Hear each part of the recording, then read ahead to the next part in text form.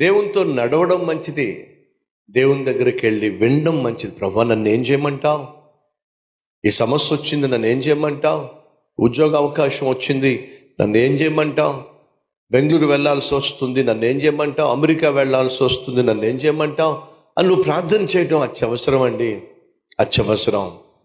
Brother ప్రార్థన చేసి దేవుడు తెలియజేస్తాడా? కీర్తన 25వ అధ్యాయం 12వ వచనం, యెహోవా యందలి భయభక్తులు గల వాడెవడో వాడు కోరుకొనవలసిన దానిని ఆయన వానికి బోధించును. బాగుందండి ఈ వాక్యం.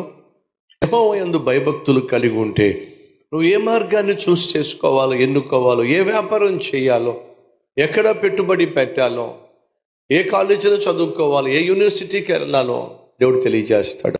దేవునితో నడువు, దేవుడు చెప్పింది చెయ్యి, దేవుడిచ్చే విజయాన్ని స్వతంత్రించుకో.